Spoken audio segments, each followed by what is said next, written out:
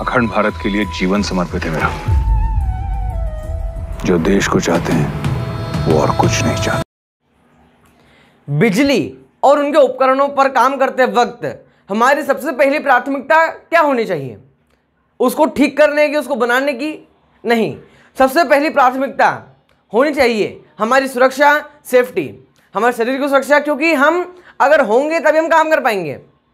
ठीक है, अब ये सेफ्टी किससे हम बात कर रहे हैं?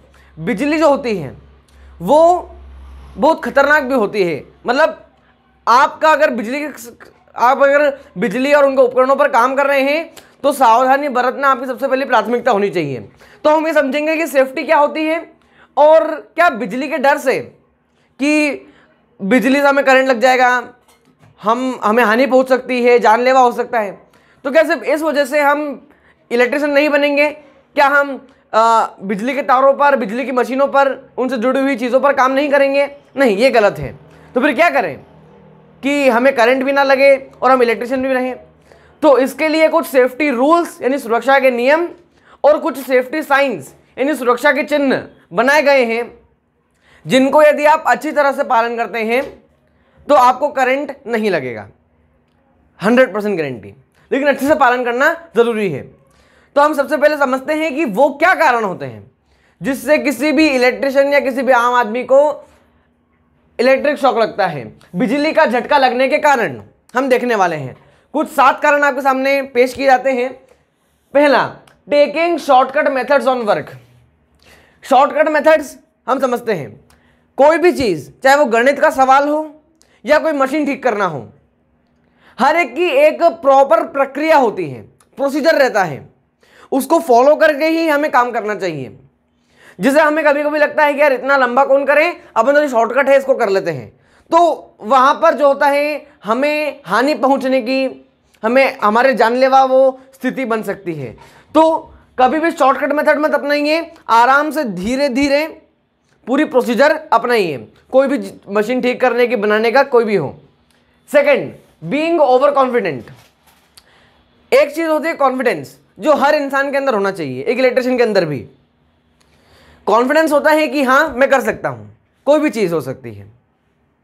लेकिन जब ये कॉन्फिडेंस ऐसा हो जाए कि हाँ मैं तो कर लूंगा, मुझे सब आता है, ऐसे कोई चीज नहीं जो मुझे नहीं आ सकती, आई कैन डू एवरीथिंग, तो वो हो जाता है ओवर कॉन्फिडेंस, और वो आपके लिए 2 हानि पहुंचा सकता है।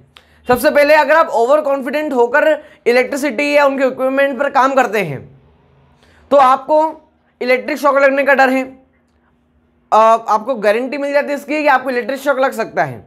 और दूसरा जो हमें हानि पहुंचती है वो ये है कि ओवर कॉन्फिडेंस यानी अति आत्मविश्वास इंसान के पतन का प्रथम सूचक होता है। तो इस बात पर गौर कीजिएगा और इसे समझ कर रखिएगा। तीसरी, इग्नोरिंग सेफ्टी रूल्स। वही बात है, सुरक्षा के नियम अगर आप पालन नहीं करेंगे, इलेक्ट्रिसिटी आपको हानि बिल्कुल पहुंचाएगी, इलेक्ट्रिक शॉक को पक्का लगेगा, ऐसा मान लीजिए। इसलिए कभी भी सेफ्टी रूल्स और सेफ्टी साइंस को इग्नोर नहीं करना चाहिए। सेफ्टी साइन क्या होते हैं? सुरक्षा के चिन्ह, हम पढ़ेंगे उसको आगे डिटेल में। मेंटल डिस्ट्रैक्शन फ्रॉम वर्क, चौथा पॉइंट है। आप जो भी काम कर रहे हैं इलेक्ट्रिसिटी का या फिर दुनिया में कोई भी काम कर रहे हैं, 100% फोकस उस पर होना चाहिए। आपका तन मन पूरा उस काम में खपा होना चाहिए। अगर आपने काम करते वक्त कुछ और सोच रहे हैं, किसी और से बात कर रहे हैं और काम कर रहे हैं, अपना कार्य कर रहे हैं, तो ये आपके लिए डेंजरस हो सकता है, घातक हो सकता है, हानिकारक हो सकता है, कभी कभी जानलेवा भी हो सकता है। 5वां पॉइंट है इम्प्रॉपर लाइटनिंग इन वर्कशॉप और वर्क प्लेस। अभी जैसे आप ITI 2 साल करेंगे तो वहां पर वर्कशॉप्स होती हैं, तो वहां पर आपको सेफ्टी रूल, सेफ्टी साइंस मिल जाएंगे। इन वर्कशॉप में आपको जो लाइटनिंग होगी प्रॉपर होगी, और जहां भी आप काम करेंगे 2 साल बाद, वहां पर यह सुनिश्चित कीजिएगा कि वहां पर प्रॉपर लाइटनिंग है। क्योंकि जैसे मान लीजिए कि आपको काम क्या करना है, ये 2 तार हैं, इन 2 तारों की फिटिंग करनी है इन 2 छेदों में, ठीक है, ये 2 तार मिलने नहीं चाहिए। अब अगर आप जहां कार्य कर रहे हैं वहां पर पर्याप्त मात्रा में रोशनी की व्यवस्था नहीं है, तो क्या होगा? इस बात के चांसेस हैं कि आपके वो तार गलती से मिल जाएं और फिर वो आपके लिए घातक सिद्ध हो सकते हैं। 6वां पॉइंट है no special care of dangerous materials. जितने भी हानिकारक वस्तुएं होती हैं, हानिकारक पदार्थ, अब आपको उनसे डील करना ही है, तो डील करते वक्त उन्हें प्रॉपरली हैंडल करना है। Mishandling always leads to dangerous. 7th point, illness और टायर्डनेस ड्यूरिंग वर्क। दोस्तों ये सबसे महत्वपूर्ण चीज है कि जब भी आप थके हुए हैं या बीमार हैं तो काम कभी ना करें। जो भी इंसान अगर थका हुआ है और बीमार है और तब वो चाह रहा है कि मैं ये काम करूं, तो वो आपके लिए घातक सिद्ध हो सकता है। मैंने आपको कहा है अभी इस पॉइंट में, 4th पॉइंट में, कि कभी भी आप काम करते हो तो आपको 100% फोकस उस पर होना चाहिए। और अगर आप उस टाइम में बीमार हैं या आप थके हुए हैं तो आपका दिमाग भी थका हुआ होता है, आपका दिमाग भी बीमार होता है, तो आप 100% फोकस नहीं कर पाते और वो दुर्घटना का मेन कारण भी बन सकता है, क्योंकि आपको नहीं पता 1 सेकंड बाद क्या हो सकता है। तो क्या करें इसके लिए? सेफ्टी क्या है? सुरक्षा, आपकी सुरक्षा, आपके शरीर की सुरक्षा। इसलिए सेफ्टी को सबसे पहले प्राथमिकता देनी चाहिए।